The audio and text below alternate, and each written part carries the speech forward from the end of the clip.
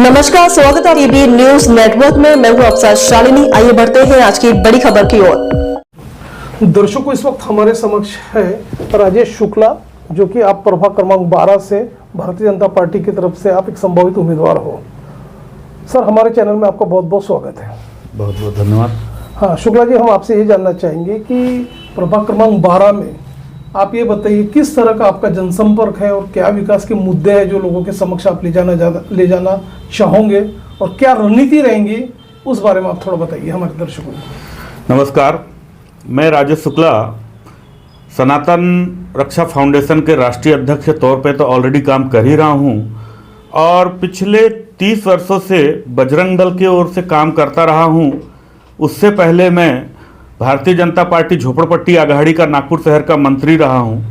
बाद में बजरंग दल में मुझे कहा गया कि कार्य करिए, तो बजरंग दल का काम करते हुए धर्म की रक्षा, समाज की रक्षा, इस विषय को लेकर, मुद्दे को लेकर पूरे शहर भर में, पूरे विदर्भ क्षेत्र में, महाराष्ट्र भर में लगातार काम करता रहा।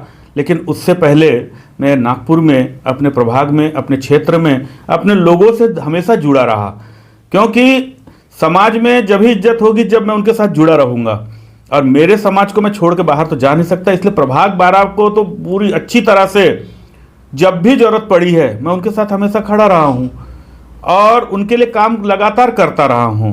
कोई भी विषय हो, समाज में जरूरी नहीं कि हर विषय सिर्फ विकास के लिए होते हैं। आधी रात को यदि किसी को जरूरत पड़ जाए, मेडिकल सुविधा चाहिए, उस समय लोग हमारे पास आए हैं, आधी रात को लेकर दौड़े हैं। कभी जरूरत पड़ गई है, पैसों की जरूरत पड़ गई है, किसी की शादी के लिए जरूरत पड़ गई, लोग हमारे पास आए हैं।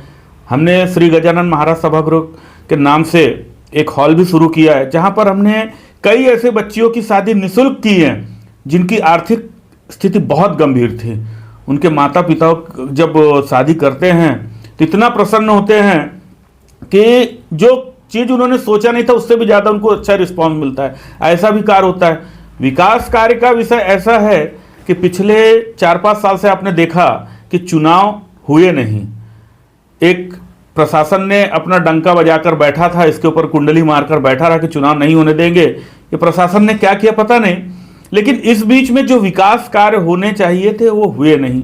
सड़कों में लगातार गड्ढे होते रहे, जितनी नालियां थी वैसी बनी थी वो भी सब धसक गई। यानी विकास के नाम पर कुछ भी 4-5 साल तो हुआ नहीं। और उससे पहले जो नगर सेवक थे उन्होंने जो अपना फंड रोक कर रखा था कि अंतिम में हम करेंगे खर्चा, वो भी उनका ब्लॉक हो गया, क्योंकि उसी समय कोरोना आ गया, विकास हो नहीं पाया। यानी पिछले 8-10 साल से जो विकास होना चाहिए था टोटली ब्लॉक हो गया। चलिए, सड़क एक तरफ हो गई, उसके अलावा नल पानी, गटर लाइन, ये तो नियमित है, परंतु समाज में हमारे जितने भी लोग हैं उन लोगों को मेडिकल की सुविधा मिली क्या? कोई व्यक्ति यदि बीमार हो जाए तो उनके लिए प्रभाग 12 में कहाँ मेडिकल सुविधा है बताइए? ऐसी कोई सुविधा नहीं है। यदि कोई बीमार हो जाता है तो उनको मेयो मेडिकल ही जाना पड़ता है। ऐसी कोई सुविधा यहाँ नहीं है कि यहाँ पर एक डॉक्टर आए इलाज करे। कोई ऐसा केंद्र है क्या कि यदि कोई व्यक्ति अपना कागज सुधरवाना चाहता हो तो उसको झोन ही जाना पड़ता है? उसके अलावा कोई ऐसी छोटी सी सुविधा यहाँ पर हुई है क्या? नहीं है। प्रभाग 12 में मुझे बतलाइए पुलिस चौकी कितनी है? एक पुलिस स्टेशन गिट्टी खदान और एक पुलिस चौकी दाभा में है, वो भी बंद रहती है हमेशा। सुरक्षा का हमेशा अभाव है, चोरियां लगातार बढ़ रही है, नशाखोरी जोरों पर है, कहीं पे भी प्रशासन का ध्यान नहीं है। क्यों है ऐसा? क्योंकि ये नगर सेवक का भी दायित्व है कि मेरे क्षेत्र के जो बच्चे हैं वो किस ओर जा रहे हैं, उनके लिए क्या सुविधाएं उपलब्ध करा रहे हैं। खेल की सुविधा है क्या? उनके लिए कुछ ऐसी सुविधा रखी है कि शिक्षण की सुविधा है क्या सही? यहाँ पे जो सरकारी स्कूल है वहाँ पर कंप्यूटर की सुविधा है क्या? यानी पढ़ाई लिखाई के नाम से सब दूर होते जा रहे हैं। गरीब वर्ग है जो पढ़ा नहीं पाते अपने बच्चों को, जो ठीक है जो स्लम में रहते हैं उसकी समस्या समझिए। बच्चे पढ़ नहीं पाते, पढ़ने के बाद यदि वो कुछ करना चाहे तो उनके पास ऐसी डिग्री नहीं है कि क्या करें। जो बच्चे पढ़ ही नहीं पाएंगे तो करेंगे क्या? चोरी करेंगे। उनके लिए कोई ऐसे सुधार केंद्र है क्या? ऐसा कुछ भी प्रभाग 12 में दिखाई नहीं देता किसी भी प्रकार से। इसलिए मेरी सोच प्रभाग में अच्छे विचारों को, अच्छे बच्चों को तैयार करना है, जो बच्चे इधर उधर भटक रहे हैं, बाल श्रम कर रहे हैं, उनको एक धरा से हटाकर, बाल श्रम से हटाकर उनको व्यवसाय में नहीं कराना है, उनको पहले शिक्षा दो।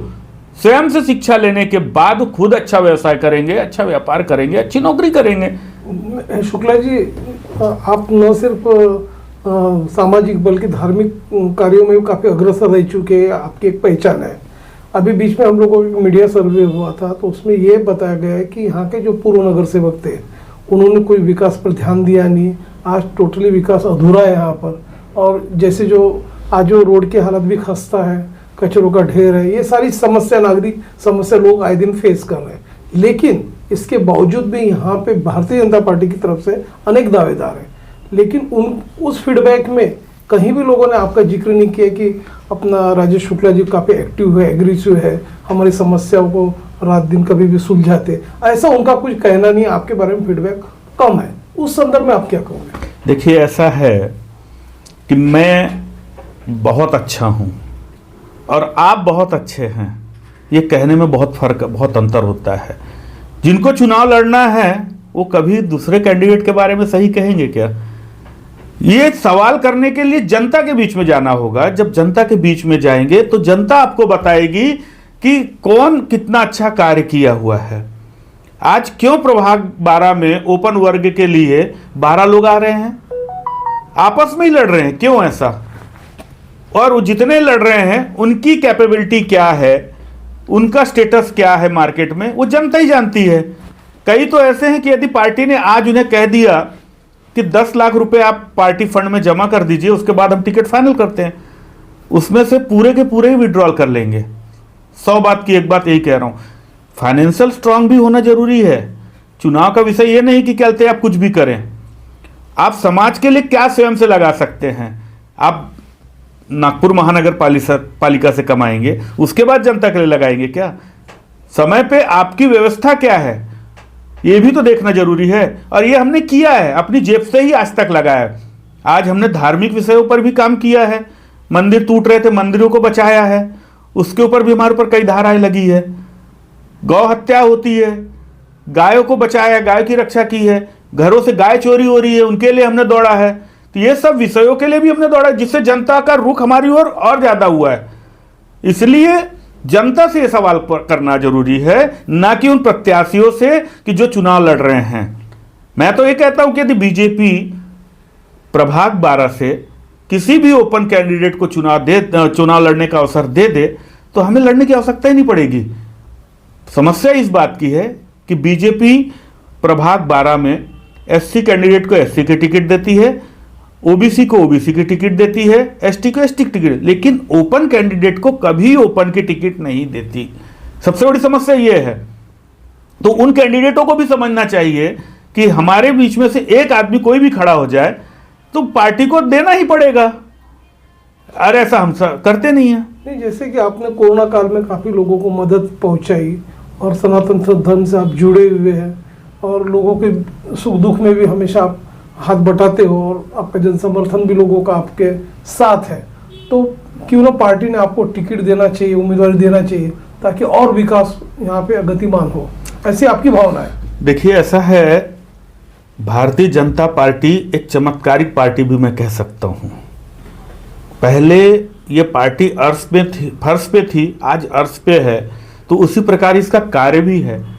एक चमत्कारी कहने का मतलब यह है कि किस कार्यकर्ता को किस समय कहां से कहां पहुंचा देगी, ये पार्टी के बारे में बताया ही नहीं जा सकता।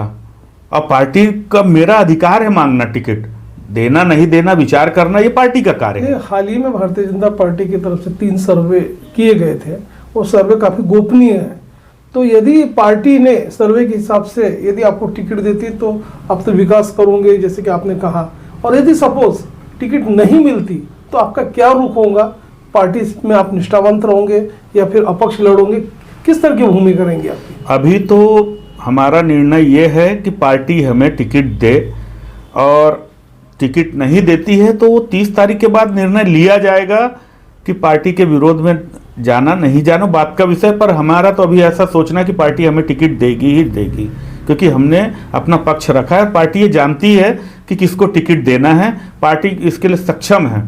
और वो देगी, जरूर देगी, ये मेरा मानना है। ओके, तो प्रभाग क्रमांक 12 से ये है राजेश शुक्ला जो कि प्रबल दावेदार है अपना टिकट के आप, और आपने जो भी विकास कार्य अब तक किया है लोगों को सुख दुख में कोरोना काल में और सनातन से जुड़े हुए कई समस्या उनको आपने सुलझाया हुआ है और आपकी एक पहचान है ये इस प्रभाग क्रमांक 12 में, तो निश्चित रूप से पार्टी की तरफ से आपकी उम्मीदवारी पर विचार किया जाएगा, आपको टिकट भी मिल सकती है। और आपने अपना विज़न रखा हमारे चैनल के समक्ष, किस तरह का आपका विकास का विज़न होगा, और आपने हमारे चैनल्स को अपना समय दिया, उसके लिए सर आपका धन्यवाद। बहुत बहुत धन्यवाद। Thank you.